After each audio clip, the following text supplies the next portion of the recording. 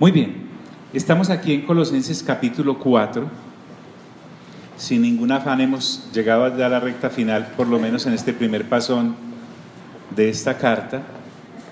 Y aquí en Colosenses capítulo 4, Pablo, después de haber establecido en el 1 y en el 2 el fundamento de nuestra fe, en el 3 básicamente cómo es nuestro comportamiento en el diario vivir de acuerdo con esa revelación, esa fe que nos abrogamos tener.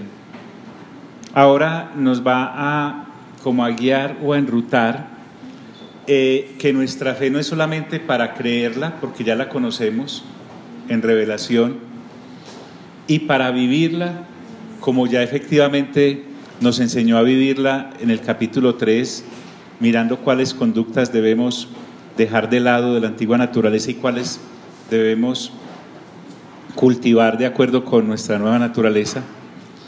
Pero aquí Pablo nos va a mostrar que nuestra fe es para compartirla.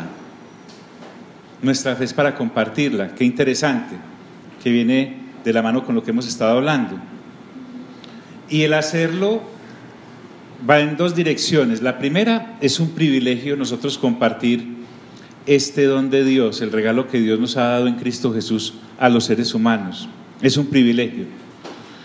Pero también es una carga, porque es algo que debemos entregar y debemos entregar bien.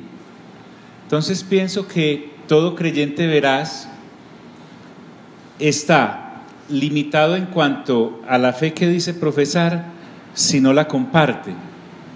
Y el apóstol sabe entonces que puede ser un tapón al que muchos llegamos. ¿Cómo entregar esta bendita palabra? ¿Cómo entregar este nuevo pacto? ¿Cómo entregar este privilegio eterno que tenemos en Cristo Jesús? ¿Cómo hacerlo de una manera que llegue? Y no solo que llegue, sino que ese fruto que logremos al llevar una persona al conocimiento de Dios, esa persona persevere. Y la inquietud también es nuestra.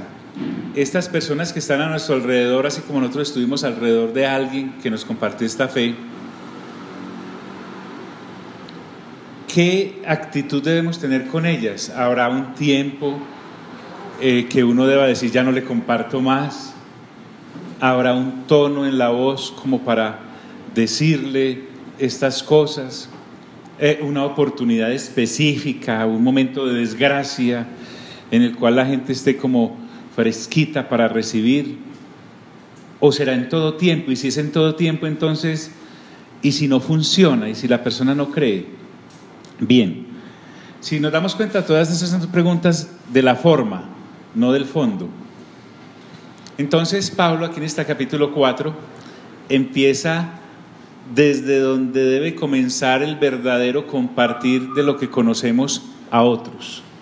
¿Con qué debemos abonar este campo que es la humanidad que aún no conoce de Cristo y que está a nuestro alrededor? Pablo empieza por el primer asunto, y es que él nos habla de la oración. Dice el capítulo 4, ¿me prestas, Anderson, por favor, la versión Reina Valera, por favor, que tú manejas?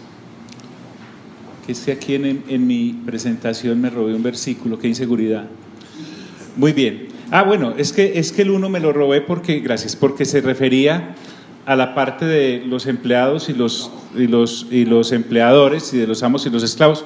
Por eso empiezo este capítulo acá. No me robó nadie, ya sé dónde está, ya sé dónde dejé el versículo. Entonces, mire por dónde empieza él: oración. Puedo tener el método, puedo tener la cartilla, si es que todavía estamos en esas lides humanas de hacer un ABC para compartirle a la gente, pero Pablo lo hace caer en cuenta uno de lo sencillo. La oración para el creyente es como para el ser humano respirar. Si yo no respiro, pues me muero. Una vida del cristiano sin oración es una vida muerta, es un buen cadáver, bonito, bien disecado, pero no tiene vida, porque la vida realmente se adquiere en ese contacto diario que tenemos y constante con nuestro Dios. Cuando habla aquí de perseverar en la oración, Pablo se pone como ejemplo indirecto hacia aquellos creyentes que están en Colosas, porque les dice perseveren en la oración. Esta palabra perseverar da la idea de ser constantes en nuestra relación con Dios, como les decía, y sin ella, para usar una palabra de muchachos, estamos fritos. ¿Por qué? Porque la oración me mantiene en una actitud despierta y vigilante. Es perseverar como aquel que está pendiente de las cosas, como cuando eres un conductor responsable y sabes que un error tuyo puede dañar las vidas o el patrimonio de otros, sino el tuyo o tu propia vida. Lo que puede a nosotros llevarnos a un accidente de tránsito, por ejemplo, es el exceso de confianza, la falta de cuidado. Ese cuidado que teníamos al principio cuando por primera vez estamos al frente de un timón para dirigir un vehículo. Eso pues olvídese, nadie me hable, estoy aquí pendiente.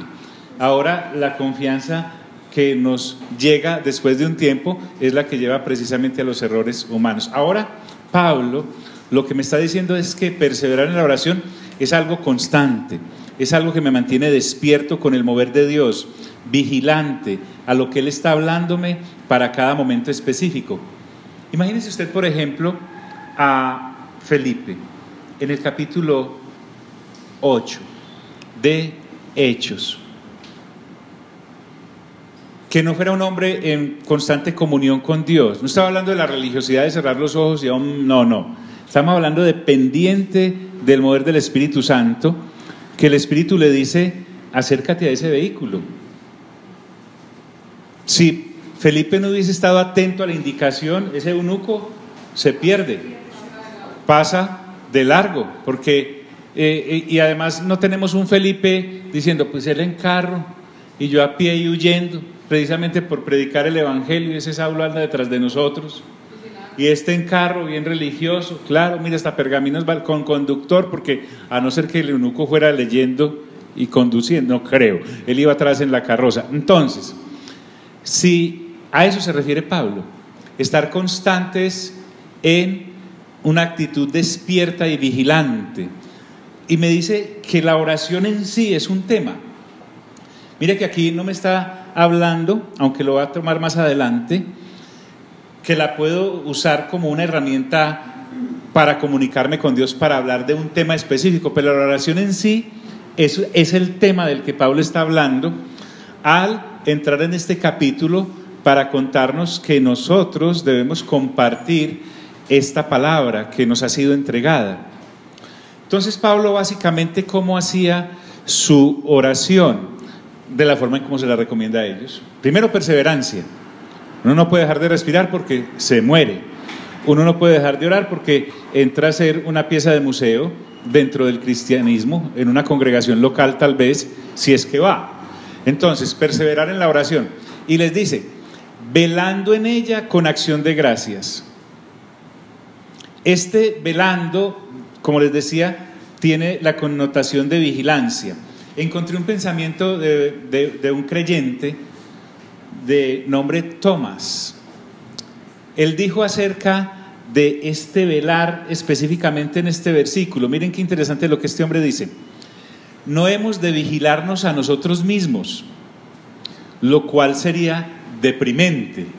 ¿Por qué? Porque la naturaleza humana como tal, cuando tú realmente estás a sola contigo y te das cuenta de esta gracia que has encontrado en Dios, que es la que te da el valor, de nosotros no fluye nada bueno, todo nos ha sido entregado en la nueva naturaleza en Cristo Jesús. Entonces siempre voy a estar encontrándome, estoy mal en esto, estoy mal en aquello, entonces me deprime. La vigilancia y velando en ella con acción de gracias es un llamado a algo más grande. Y dice también este pensador, no hemos de vigilar a Satanás, lo cual sería una locura. A través de la oración podemos encontrar personas que se mantienen en ese asunto de saber cuáles son las estrategias, aunque la Escritura me dice que debo estar vigilante porque no debo ignorar los ardides del enemigo, pero uno dedicarme pues en oración el 100% de ella a reprender, a tratar de vigilar al que únicamente puede vigilar Dios, entonces es una locura. Sería como tapar el dique con un dedo. No, mi oración no se trata de vigilarlo a Él. Y la otra situación triste en la que podemos caer en cuanto a velar es de nosotros estar constantemente de vigilar a los demás para ver en qué están cayendo, porque entonces se vuelve una cosa que nos descorazona, porque vamos a encontrar, si somos abiertos y desnudos en este caminar, de que si me buscan, me encuentran.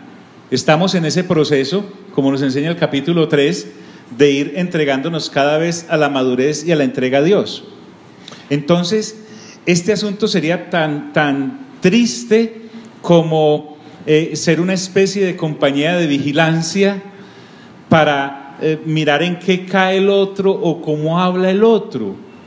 Dios mío, estamos entonces enfrentándonos, ya salgo del comentario de este hombre provisionalmente, enseguida volvemos a él, y es el único que puede entrar a la intimidad de un ser humano con elementos de juicio correctos, es nuestro Señor, nadie más, y respetar esa dignidad. Fíjate, lo vamos a ver en el capítulo 8, aunque me adelanto un poquito, no, lo hemos hablado tantas veces, cuando el Señor Jesús le presentan a esta mujer que fue sorprendida en un pecado, el único que la trató con dignidad ahí fue el Señor. No la trataron con dignidad aquellos que la llevaron a acusarla, no la trató con dignidad aquel con el cual estaba y salió huyendo y no le hizo frente al asunto, o corrió más, o era amigo de esta gente que la llevaba. Entonces, aún en relaciones tan íntimas como las de pareja, en relaciones tan íntimas como la de padres e hijos, en las mismas relaciones tan íntimas de amistad, si yo te pongo una cámara o te pongo un micrófono, ¿qué me gano yo con eso? Parece que Salomón vio algo de eso en el capítulo 7 de Eclesiastés cuando dijo: no prestes atención a lo que hablan tus empleados para que no los escuches hablando mal de ti. Entonces, el asunto acá es que si yo me pongo a vigilar a los demás, va a ser descorazonador para mí, porque estoy buscando la gracia de Dios en la persona que no la puede proveer. La gracia de Dios me la puede proveer Dios en la persona de Cristo Jesús. Y cuando yo miro a los demás a través de la persona de Cristo Jesús, puedo ver el gran amor al cual hemos sido nosotros expuestos con la llegada de nuestro Señor. Entonces este hombre concluye con respecto a este velar diciendo: hemos de mantener nuestra mirada fija en Cristo, mirando a Jesús, solo a Jesús, como dice el capítulo 12 de Hebreos, puestos los ojos ¿en quién? En Jesús, autor y consumador de la fe. Interesante. Entonces Pablo me está hablando, como lo vimos al principio del versículo, que debemos perseverar en la oración. ¿Y cómo debemos perseverar? Velando en ella con acción de ¿qué? Dice de gracias, con acción de gracias. ¿Por qué? Porque la gratitud que viene de esta indicación que nos da Pablo me expresa la dependencia que yo tengo de Dios como creyente. Hemos hablado de que el sistema del mundo, las personas alejadas de Dios, sometidas en religiones, están siempre bajo el bombardeo de sé independiente, independízate. Mira si no, desde pequeñitos nos vienen trabajando, aún a través de los labios de nuestros padres, diciéndole debes crecer y ser independiente, no esperamos sino a que tengas la cédula para que te vayas de la casa, debes salir adelante por ti mismo, véame a mí que me fui de la casa antes de nacer. En todas estas cosas que nos llaman como a la independencia, si se pueden dar cuenta. Gracias, hija. Mientras que ahora nosotros en el cristianismo tenemos una responsabilidad muy grande, y es vigilar nuestra dependencia correcta de parte de Dios. Entre más dependientes seamos de Dios en todo, es algo que nos mueve a la acción de gracias, porque entonces podemos dar, como dice Pablo en otra de sus cartas, demos gracias a Dios en todo, cualquiera sea la situación. Entonces me muestra ¿cuál es la actitud? Cuando yo oro, estoy mostrando que tengo dependencia. Algunas personas tenemos problemas con la oración. Decimos no encontrar las palabras para hablar con Dios. Andamos detrás de oraciones que nosotros que podamos grabarnos y orar de acuerdo con esas oraciones que otros han hecho. Hacemos inclusive del Padre Nuestro una fórmula y no una conversación con Dios.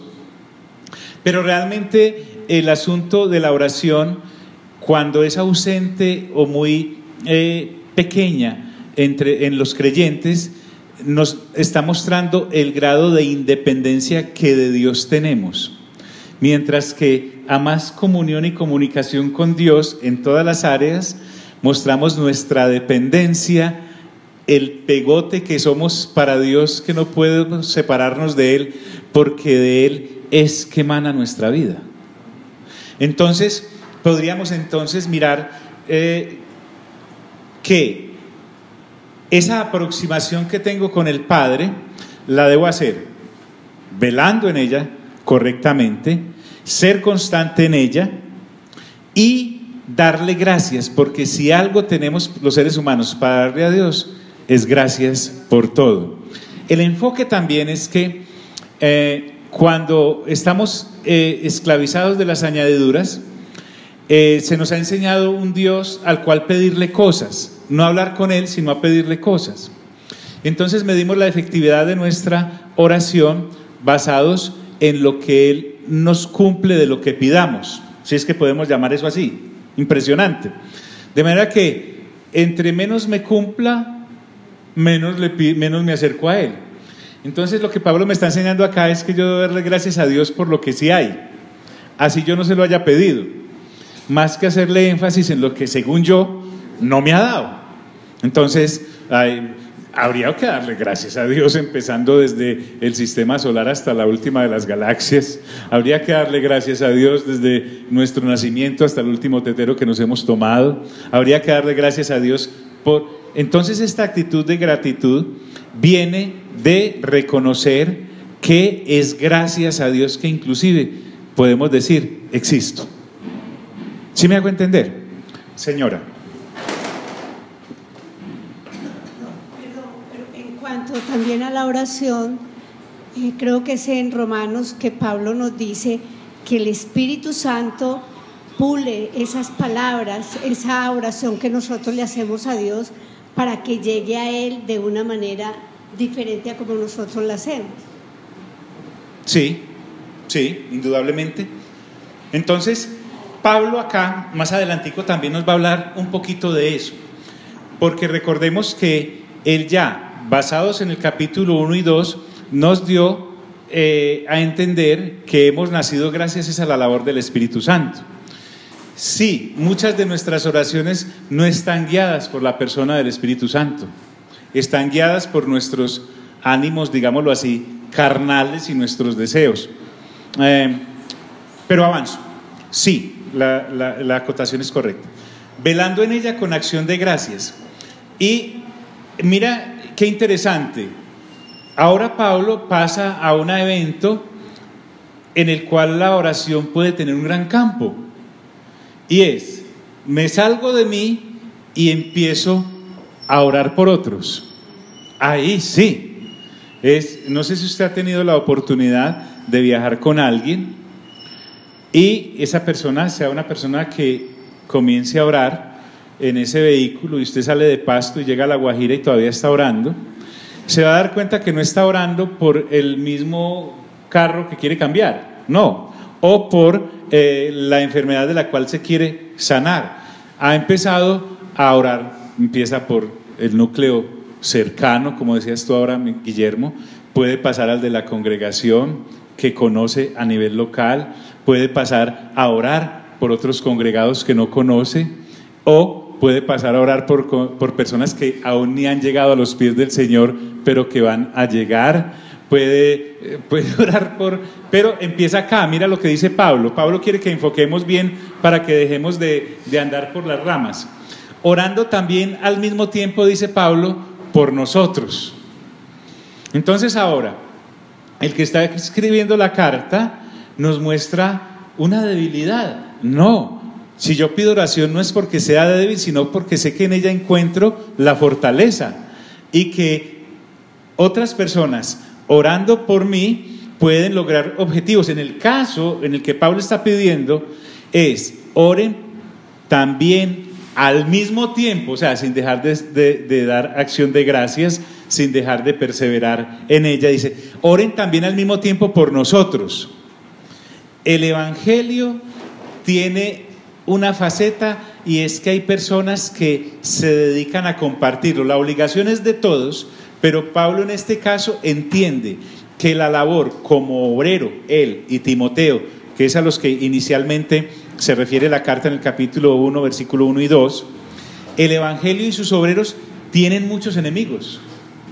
Muchos enemigos. Entonces, mira, Pablo, que es el que va a llevar el mensaje, entiende que sin oración intercesora de parte de los creyentes para que se abran puertas y se pongan límites a los obstáculos que el enemigo y la misma humanidad puede colocarnos, se abren precisamente es a través de la oración. Y aquí no podemos decir es que una persona ora más que otra o sabe orar más que otra, porque Dios solo tiene hijos e hijas.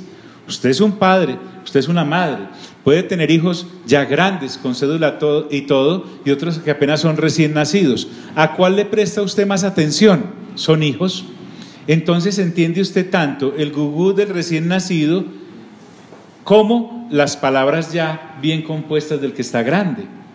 Entonces la oración encuentra un área tremenda, y Pablo la quiere explotar, porque eso es una beta enorme. Le dice: para que el Evangelio que nosotros compartamos, que tiene muchos enemigos, sea por esta intercesión con las cuales ustedes nos van a cubrir, nos van a evitar ser víctimas de muchas tramoyas, de caer en muchos peligros, e inclusive que su oración nos cuide de nosotros mismos al ir a tergiversar la sana doctrina. Qué interesante. Pablo no le está pidiendo a los colosenses que lo critiquen. Pablo no le está pidiendo a los colosenses que lo juzguen. Pablo le está pidiendo a los colosenses que oren por ellos para poder seguir adelante con esta noble misión de compartir el Evangelio. También me muestra el asunto al que Pablo nos quiere llevar, el Espíritu Santo, y es que miren por lo que Pablo se postraba a orar. No quiere decir que yo no pueda orar por cosas, claro que sí, pero si me puedo enfocar en lo que a Dios le interesa, creo que vamos a lograr más la atención de Él. Y Dios, que es el que me ha mandado en la comisión de compartir esta bendita palabra, pues sabe también los recursos que vamos a necesitar. Como quien dice, nosotros tenemos un dicho, recuerdan, el que paga, el que invita, ¿qué?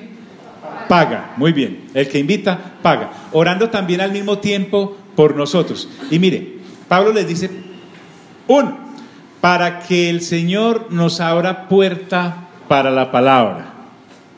Si usted escucha atentamente esas mini cartas que hay en Apocalipsis, en la carta a los de la Odisea, el Señor Jesús dice: el que abre y nadie puede cerrar, y el que cierra y nadie puede abrir. Pablo está diciendo hablen con el que tiene verdaderamente el poder. Aún el Señor Jesús en el capítulo 1 de Apocalipsis dice: yo tengo las llaves de la muerte y del Hades, que es la última tienda que faltaba por entregarle. Entonces, solo Dios puede abrir las puertas, en este caso, para que el Señor nos abra puerta para la palabra. Solo Dios puede abrirlas. Así, la oposición sea satánica y monumental. ¿Yo qué me gano reprendiendo a Satanás si le puedo orar al que abre y realmente puede cerrar las puertas? Señora. Tengo dos preguntas que se pueden... Tengo dos preguntas que puede ser una. Hay una parte en la palabra que dice que Dios conoce nuestras necesidades, y Dios es todopoderoso, Él lo conoce todo, Él hizo todo, ¿cierto? Pero en muchas partes nos dice que oremos. Entonces una vez como que entra como en esa contradicción, bueno, pero si Él lo sabe todo, si Él lo maneja todo, si Él es el dueño de este paseo, como para qué pedirle. Una cosa es darle gracias y alabarlo y estar pues con Él, pero ¿para qué vamos a pedir si Él sabe nuestras necesidades? Esa pregunta me la he hecho muchas veces. Y hay otra pregunta, ahora que habla de Satanás, si Él es el que, por ejemplo en Job, uno se da cuenta que Satanás va al lado de él y le dice, ¿cierto? ¿No? Y hablan como si fueran casi que amigos, pues, o sea, con una familiaridad. Entonces, yo a veces me he hecho esa pregunta, si Satanás va a la presencia de Dios, es como si de alguna manera Él lo pusiera a hacer cosas, porque de alguna manera como que no necesita probar. Sí. Sí. ¿En qué sentido? Dios quiere, en la primera parte, que le pidamos. El Padre nuestro dice, y danos hoy nuestro pan de cada día. Y también dice el mismo Padre nuestro, y líbranos del mal. Ahí líbranos del mal no es solamente de la caída, sino que también otras versiones dicen, y del maligno. El único que puede, en esta parte en la que Pablo está llamando, porque miren lo que viene. Pablo ya me mostró, por eso es que nosotros tenemos que tener el panorama completo, por lo menos de la carta que estamos mirando. Pablo nos mostró en el capítulo 2 que principados y potestades fueron ¿qué?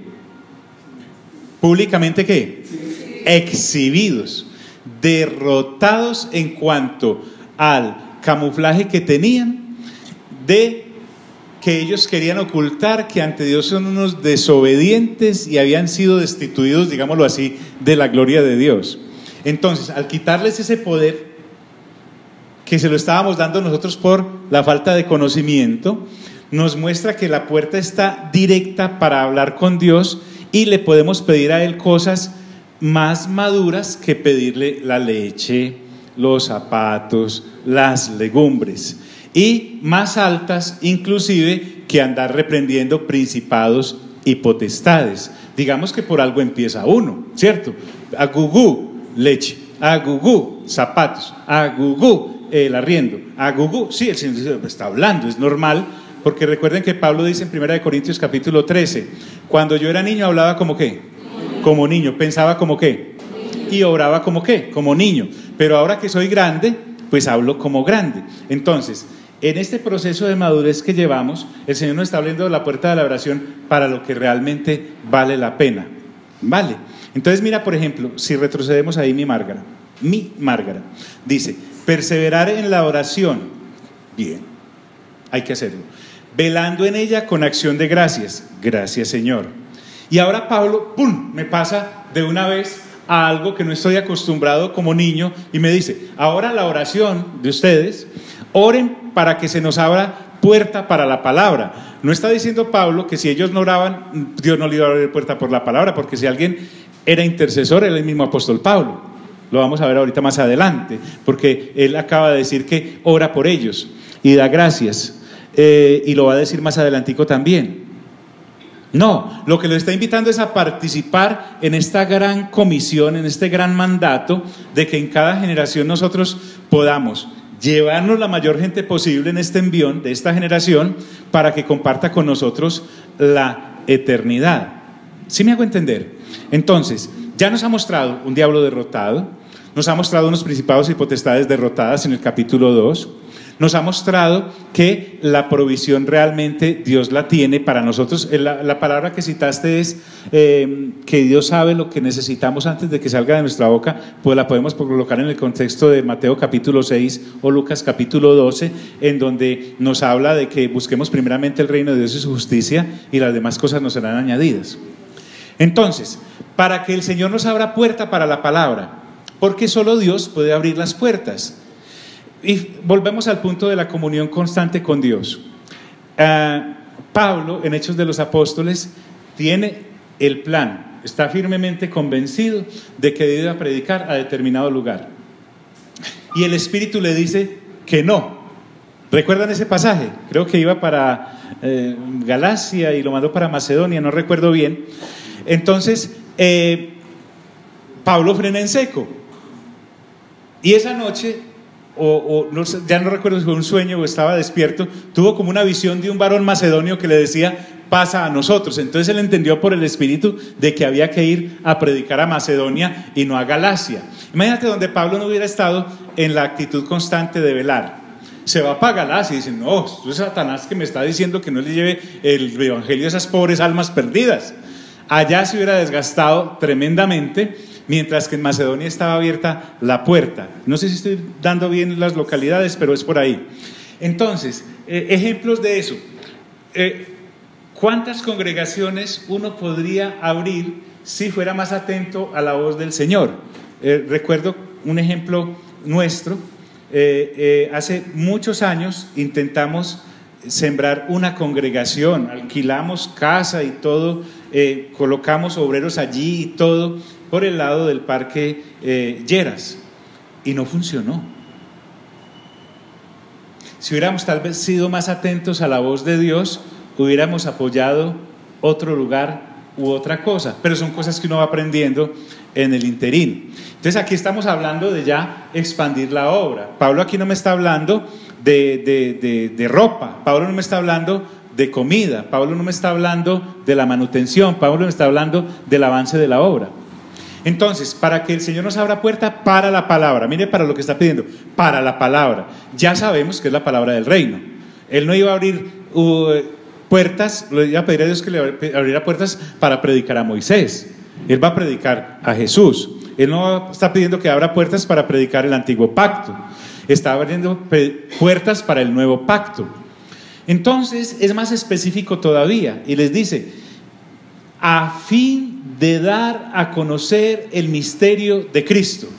¿Cuál es el misterio de Cristo? Ya nos explicó en el capítulo 1 y 2. Todo lo que en Cristo Jesús estaba oculto desde todas las generaciones y que fue manifestado cuando el Señor vino por primera vez. Salvación, redención, resurrección, gracia, todo eso. Entonces, a fin de dar a conocer el misterio de Cristo. Miren que Pablo no está diciendo para abrir otro puesto de predicación paulino, porque voy a fundar a los paulinos y Pablo a los timotinos y Epafras a los epafres. No. A fin de dar a conocer el misterio de Cristo. En Efesios ya nos aclaró. Una vez hablábamos de eso hace unos años cuando estábamos todavía allí, antes de tumbar, que cuál era el misterio que había estado oculto. ¿Cuál misterio había estado oculto? Porque resulta que en Gálatas capítulo 4 versículo 4 nos dijo que ya había sido el tiempo para que se manifestara el Señor Jesús. Bueno, a fin de dar a conocer el misterio de Cristo. Entonces Pablo hace una pausa allí y empieza a hablar o a pensar en voz alta. Por ese misterio de Cristo, por esas puertas que Dios les ha abierto. Ahora, preguntados, ¿dónde está Pablo en esta carta, Anderson? Preso. No tenemos, no nos va a olvidar ninguno de los dos. Está preso. Miren que Pablo no está pidiendo que le abra la puerta para ir de la cárcel. ¡Qué impresión! ¡Qué impresión! Él se siente libre y lo que no quiere que esté atado es el mensaje, porque él no está pensando en él, aunque qué rico salir, a fin de dar a conocer el misterio de Cristo, y como que cae en cuenta, hombre, por el cual también estoy preso. La limitación física, en este caso para Pablo, no era un obstáculo insalvable. Les están llevando una carta a los colosenses de alguien preso, que ya vimos que inicialmente tal vez no lo conocían de forma directa. Pablo había llegado a estos creyentes por el buen mensaje que Epafras, que era el que Dios había usado allá en Colosas, le había llevado noticias acerca de los colosenses y de sus progresos, pero también de los peligros que podían correr, por el cual también estoy preso.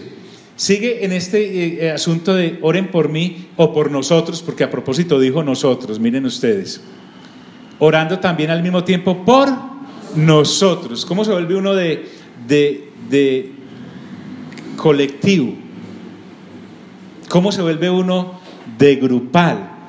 Aunque en este grupo el nosotros está incluyendo a personas nacidas de nuevo, con mente renovada, con un llamado a llevar el evangelio, como lo sabemos que tenemos todos nosotros, para que el Señor nos abra puerta para la palabra, al fin de dar a conocer el misterio de Cristo, por el cual también estoy preso, para que lo manifieste como debo hablar.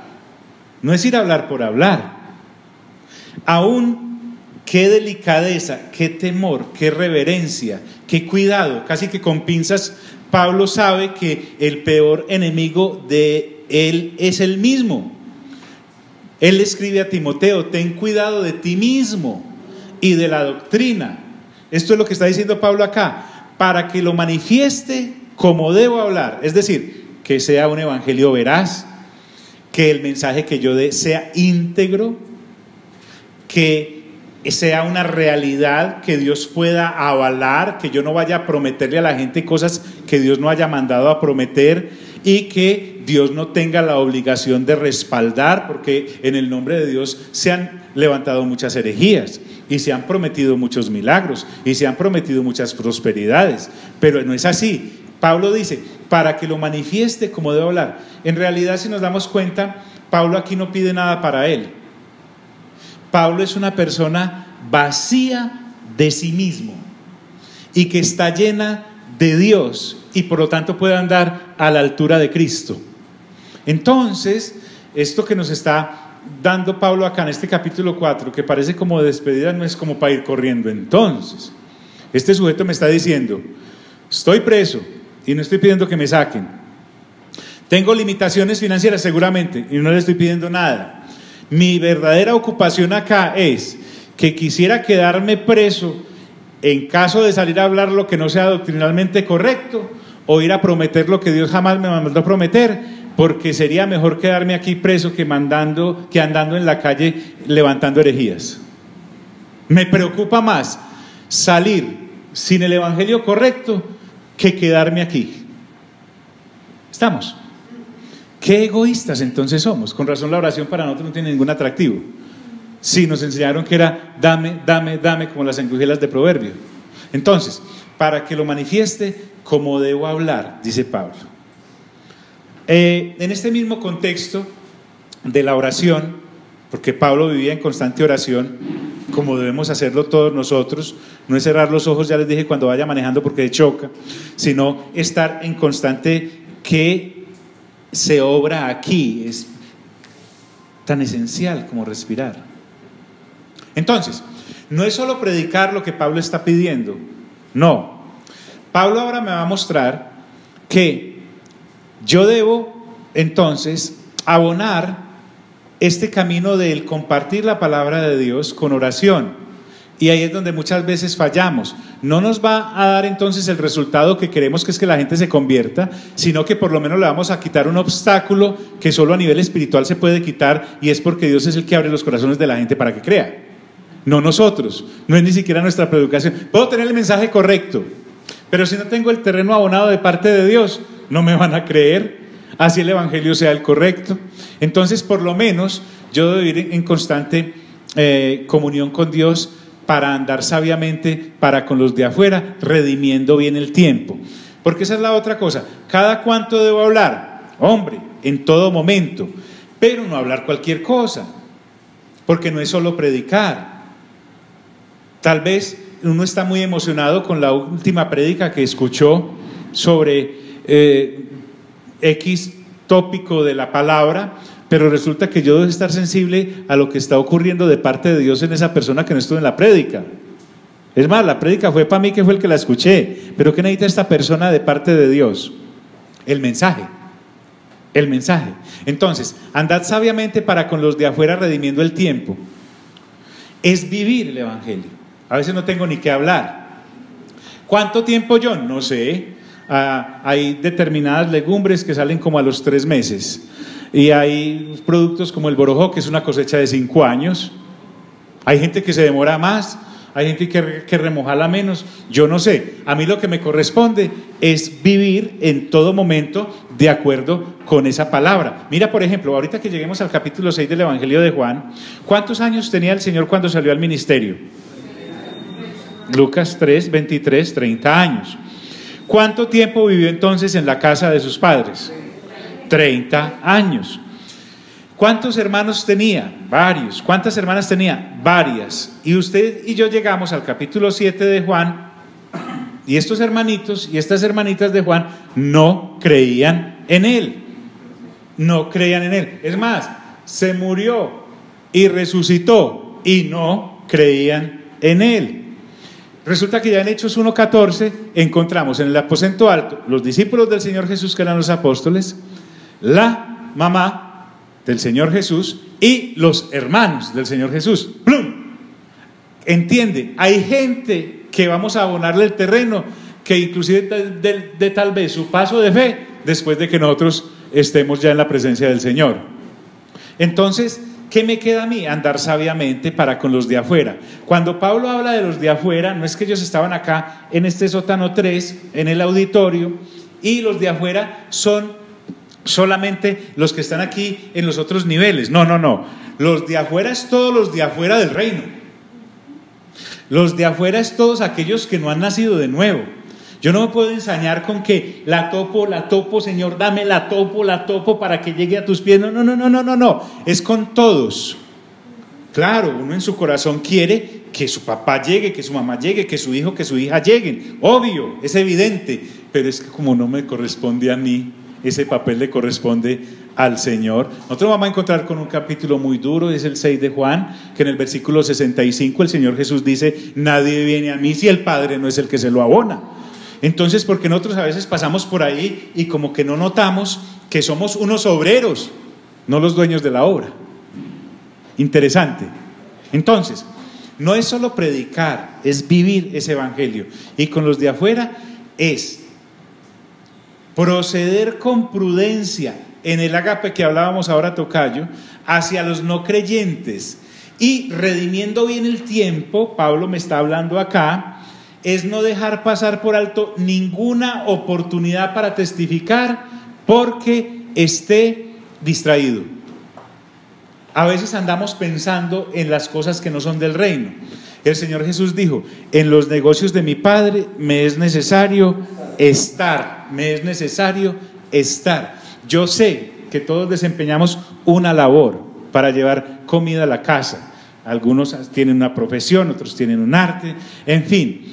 Pero eso es solamente eso. Lo real nuestro ahora, como nacidos y nacidas de nuevo, es estar pendientes donde salta la liebre del no creyente que quiera creer de parte de Dios, por decirlo así. Entonces, y muchas veces estamos tan ensañados que tiene que ser aquí, y resulta que el Señor Jesús nos mostró que es donde esté abonado ya el terreno por parte de Él. Él se comportó a la altura de las circunstancias. Por ejemplo, dice que los discípulos le dijeron: Señor Jesús, allá afuera está su mamá y sus hermanos, que si sale un momentico. Y Él les dijo: mi madre y mis hermanos y mis hermanas son ¿quiénes? Estos que escuchan. Él no fue preso del Filius. Dijo: ay, mi mamá, mi mamita, madre no hay sino una, y salió. No, y mis hermanos, mis hermanitos. No. Mi verdadera familia son estos. Con eso les mandó a decir, seguramente que él salió al rato, de más. El evangelio no deja eso ahí cerrado. Pero con eso les dijo: ustedes son los que deberían estar aquí adentro. ¿Sí me hago entender? Fue claro y se comportó así en todo. Miren que en la cruz, en una situación tan incómoda, deja a la mamá al cuidado de Juan, que era un discípulo, no era familiar. No le dijo: pues allá están mis otros hermanos.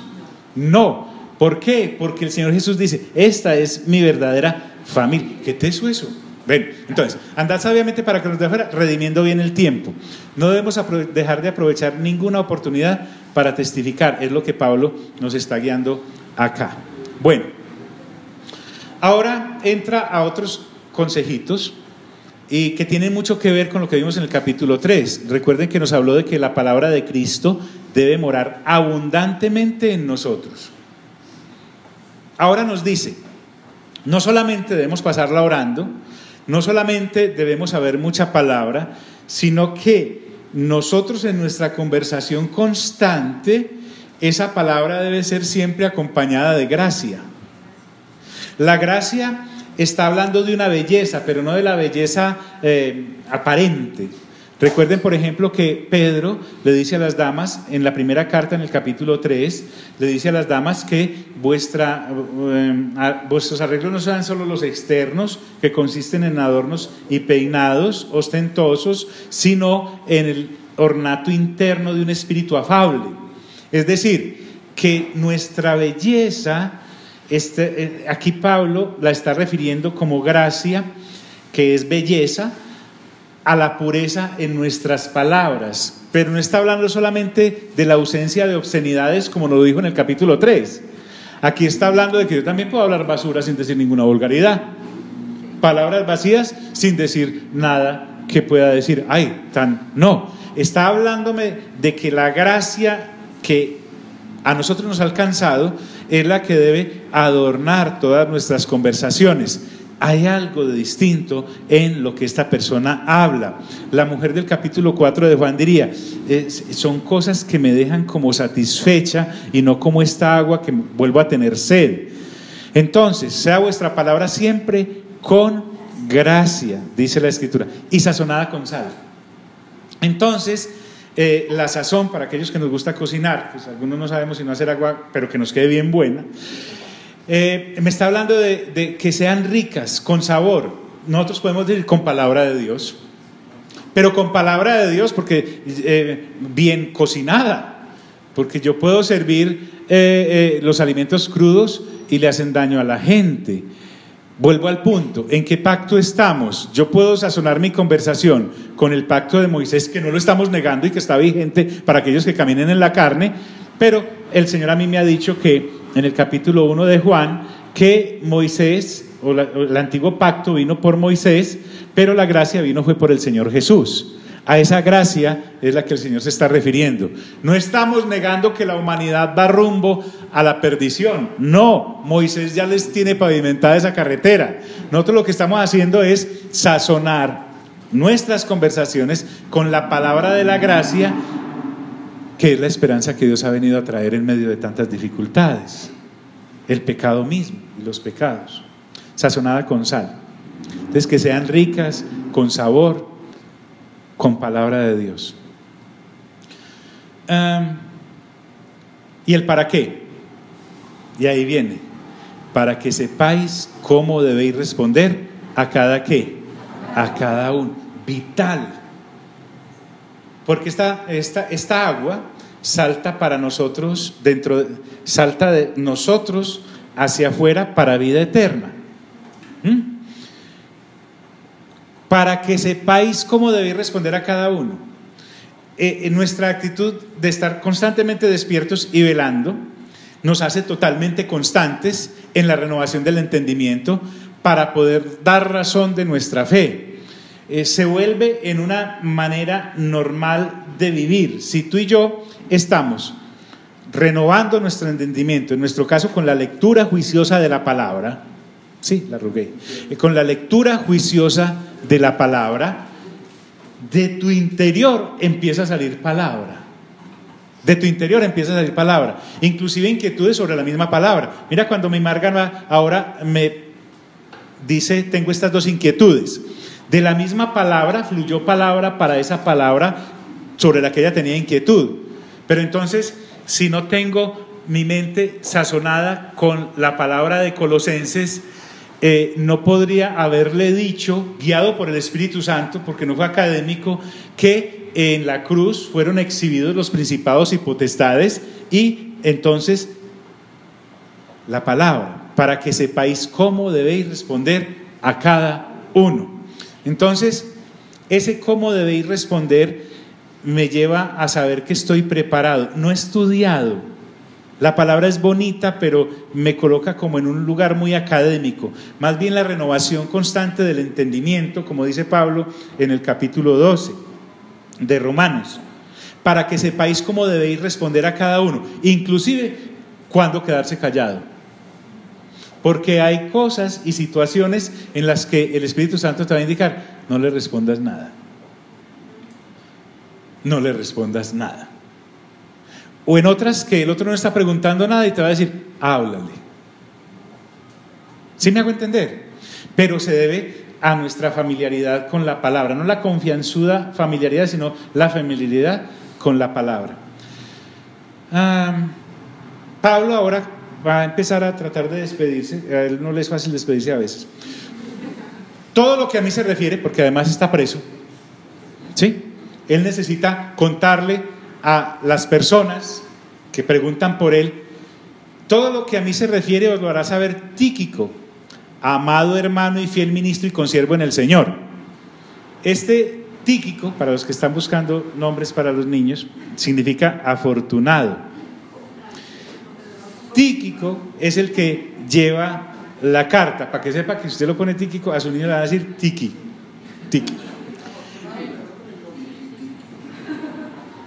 Ahora, ¿qué une a Pablo y a Tíquico? Cristo.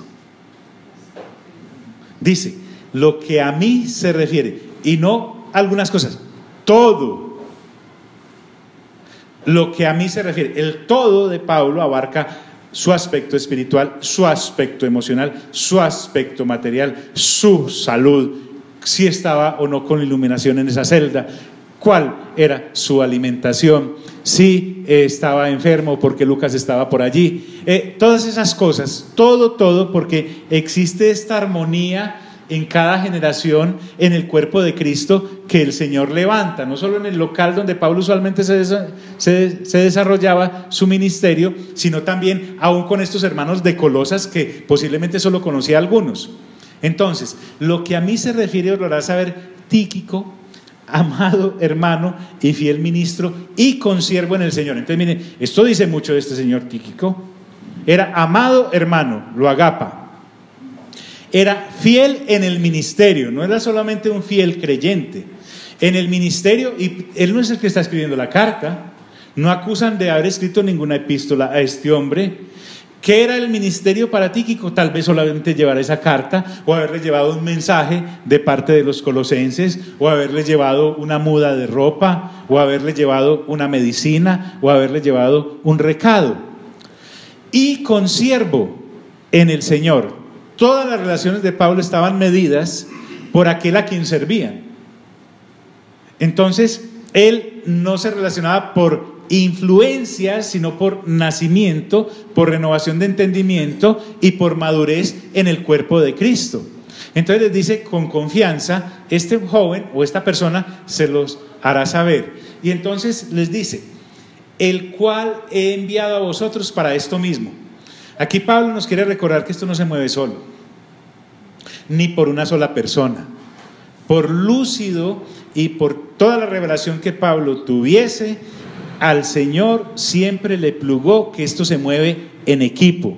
El Señor Jesús pudo haber hecho solo toda la obra de redención y ser Él el centro de la predicación, pero conscientemente se sentó toda una noche a hablar con el Padre para escoger de entre todos los discípulos a 12. No los escogió perfectos, no los escogió los más hermosos, no los escogió los más leales. ¿Por qué? Porque el asunto aquí es, se necesita entregar este mensaje en equipo. Los llaneros solitarios, los cazasolas, los superhéroes acá no existen, el cual he enviado a vosotros para esto mismo, para que conozca lo que a vosotros se refiere. Le está diciendo, yo también necesito saber de ustedes. Les envío mis noticias, les envío mis situaciones para que Él también me cuente lo de ustedes.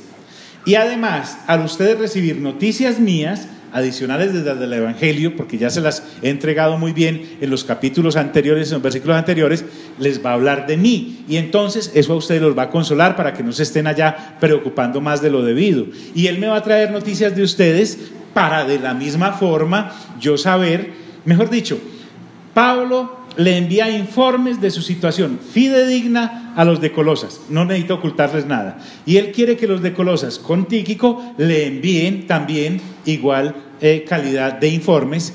¿Para qué? Para que haya confortamiento o consuelo en sus corazones, o sea, en sus mentes, que no esté pensando cómo les estará yendo. Y eso que Pablo no tenía todas estas cosas, tenía que esperar que viniera y que volviera y que fuera nuevamente, y eso demoraba tremendas cantidades, el cual he enviado a vosotros para esto mismo, para que conozca lo que a vosotros se refiere y conforte vuestros corazones. Y no lo manda solo. Usted dirá, pero ¿para qué tanta gente con una sola carta? Ni que pesara. Y dice, con Onésimo, y empieza a hablar Onésimo, ya nos está abriendo el apetito para lo que vamos a ver de Filemón. Onésimo significa útil y provechoso. Este muchacho era esclavo de Filemón. Filemón significa cariñoso, miren, más nombres, anoten, amigable. Entonces resulta que, como ya adelantamos un poquito, este Onésimo se voló de la servidumbre de Filemón, que era esclavo de aquel. Y no entran en detalles, pero fue a dar allá. Fue a dar allá y el tipo se convierte al Señor. Y Pablo, ahora, porque imagínate, se voló Onésimo. ¿Eso solo lo sabía Filemón en su casa? No, lo sabían todos los de Colosas. Todos los de la congregación de Colosas sabían que se le había volado Onésimo. Y resulta que ahora este Onésimo llega con Tíquico a llevar una carta de parte de Pablo a los de Colosas. Cuando vieron entrar por el pueblo le dijeron, ¿y qué pasó aquí? ¿Cierto? ¿Por qué? Porque es que Dios siempre nos va a sorprender. Él no se va a repetir, no lo vamos a dejar entrar por la misma puerta. Entonces, con Onésimo, y miren lo que le dice Onésimo, no dice el paria, el prófugo, el que defraudó a Filemón. No, miren cómo se los devuelve. Amado y fiel, ¿qué? Hermano. No le dice esclavo, no le dice en proceso de arrepentimiento. Él les devuelve una persona nacida de nuevo, con mente renovada y hasta bien valiente de volver allá, porque es que lo que le van a hacer allá solo lo sabe Dios. Pablo confía en que los de Colosas y el mismo Filemón estén lo suficientemente maduros como para recibir esta cosa tan terrible. Con Onésimo, amado y fiel hermano, y les dice que es uno de vosotros. Ya no piensen en Filemón, en Onésimo, como el esclavo en la casa de Filemón, que les pone el agua y les lava los pies, que les está sirviendo a las mesas, el de la trapeadora y de la escoba solamente. Es uno de ustedes. Le está diciendo, no es que es paisano de Colosas, nacido en Colosas, de la ciudad de Colosas, no está diciendo, ha nacido de nuevo y es de la familia de Dios, es hijo de Dios, así que es hermano de ustedes y mío. Y váyanle anunciando a Filemón que no le devolvió un esclavo, sino un ¿qué? Hermano, que quede en la misma condición según cuadre él con Filemón o no, en cuanto a cómo le va a restituir el daño que le causó. Ya es otra cosa, pero es uno de ustedes, porque no vuelve como esclavo sino como hermano. Es más, lo envío como informante del reino. Es más, ha prosperado más que algunos de ustedes que no van sino al servicio. Entonces, este Onésimo vuelve en la calidad de hermano, lo cual nos lleva a pensar que definitivamente Dios no hace ¿qué? Acepción de personas, y un hombre como Pablo tampoco las hacía. Vamos a ver acerca de este Onésimo cuando le damos la carta que se le escribe a Filemón, que inclusive pudo haber llegado a ser una de las personas que, al igual que Pablo, después de su partida, ayudó a la confianza doctrinal y a la buena expansión y predicación del Evangelio. Entonces esto aquí es maravilloso. Nosotros pasamos muy de afán en Hechos capítulo 13, donde dice que en la iglesia que estaba en Antioquía había profetas y maestros, y hablan de Saulo, hablan de Manaén, hablan de Bernabé, pero hay dos hermanitos, uno se llamaba Níger y el otro se llamaba Lucio, que no se sabe nada de ellos, pero ahí en la congregación en Antioquía eran profetas y maestros. Entonces, la calidad, hemos estado tratando de hablar acerca de si somos conscientes de lo que es ser un hijo y una hija de Dios. O sea, yo puedo seguir con una tara y es arrimarme a Dios. Pues sí, claro, como siervo puedo hacerlo, Pablo lo hace, como su esclavo, obvio, pero como hijo. ¿Realmente he explorado lo suficiente que es ser hijo e hija de Dios? Y cuando estoy hablando con Él, no le está hablando ningún extraño, ninguna extraña, o Dios me está mirando en medio, como decía Tomás al principio en el comentario que trajimos a colación. A veces yo tengo una precaria opinión de mí, y si a eso le sumo la precaria opinión que tienen los demás de mí, y si en esa actitud me voy a acercar a Dios, llego grave. Y si además a eso le sumo la opinión que el diablo tiene de mí, porque recuerden que allá en el 12 de Apocalipsis dice que su papel oficial es acusador de los hermanos. Yo tengo que llegar a la presencia de Dios con la opinión que Dios tiene de mí. Ni siquiera me sirve la de mí, ni la tuya de mí, ni la del diablo de mí. A mí lo que me sirve para acercarme a Dios es la opinión que Dios tiene de mí, y ahora me está diciendo que soy un hijo o una hija de Él. Rayos, yo tengo que explorar más eso, porque eso depende mucho cómo me vaya a acercar a la mesa del gran rey cada vez que voy a hablar con Él. Puedo acercarme como aquel que come de las migajas que caen de las mesas de los hijos, y el Señor Jesús ya dijo que el pan es ¿para quiénes? Para los hijos. Señor, aquí llega este perro nauseabundo con cara de gusano y olor a murciélago, Señor, no sé qué hago aquí. Entonces Dios dice, no sé si haya solución para esto. Con Onésimo, amado y fiel hermano que es uno de vosotros, todo lo que acá pasa os lo harán saber. Lo que no les informe Tíquico lo sabe Onésimo, y viceversa. Y avancemos otro poquito. Otro nombre lindo para su hijito, para su nietecito. Aristarco, mi compañero de prisiones, os saluda. Aristarco quiere decir mejor gobernador. Estuvo por allá en las revueltas de Éfeso. No era que vendía revuelto en Éfeso, sino que allá estaba cuando se alborotó esa ciudad. Pero ahora está preso en Roma. Qué interesante, Pablo no se mide en, ay, ¿qué dirán?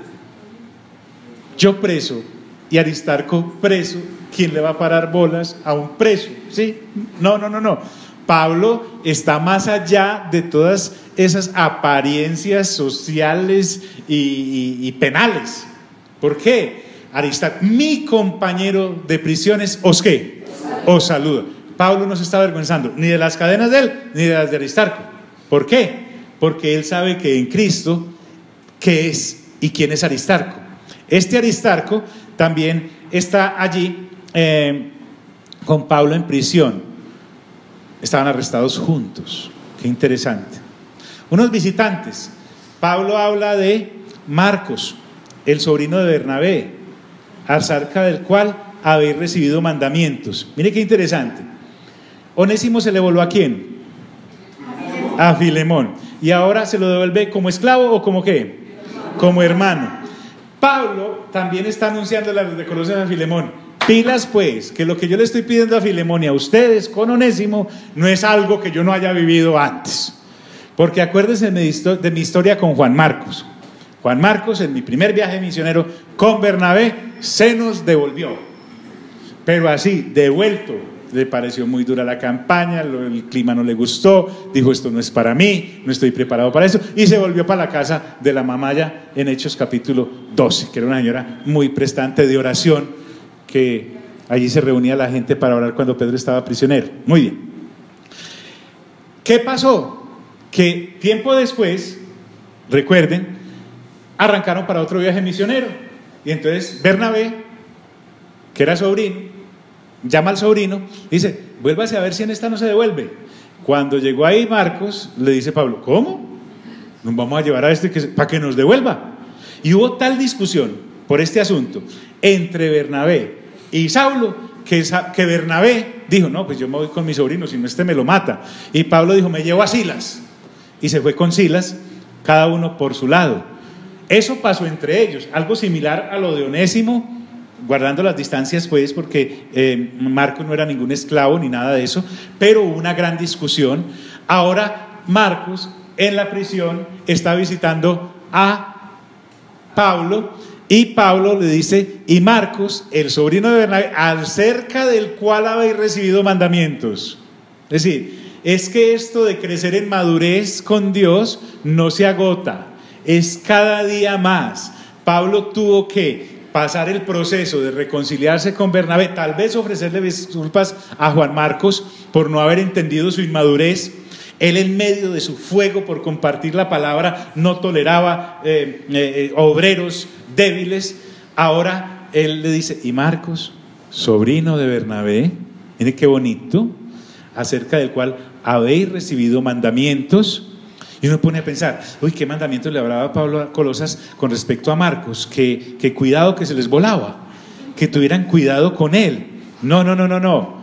Ahora lo recomienda, les dice, si fuere a vosotros, ¿qué?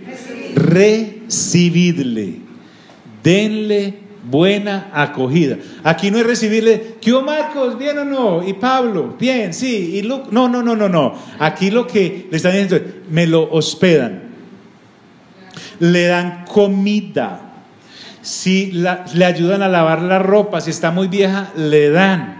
Y como él está en un periplo de informes por las congregaciones, me hace el favor y le llenan la cajita para que no se tenga que ir a pie. A propósito de la cajita. Entonces, eso es recibidle, amadle. Entonces, quisiera haber acabado, pero no nos dio. Dejemos ahí porque las carreras no quedan sino el cansancio. Amado Padre, gracias por este tiempo que nos has permitido compartir de tu preciosa palabra. Gracias, Señor, porque ni una sola de las comas y de los puntos que hay en esta preciosa Biblia y de cada palabra, sea grande o pequeña, está colocada porque sí, toda tiene un propósito. Gracias por permitirnos avanzar en la profundidad, habiendo dejado de lado las añadiduras, porque muchos acá tenemos privaciones, estoy convencido, Señor, pero nos hemos atrevido a sumergirnos más y más y más en ti y en tu palabra, porque la comisión que nos has dado para transmitir en esta generación va más allá de nuestro simple confort. Gracias por el ejemplo de este hombre Pablo, Señor, que aún estando allí en prisión nos conforta a nosotros siglos después con lo que tú le guiaste a escribir a los de Colosas. Amén y amén. Dios nos bendiga.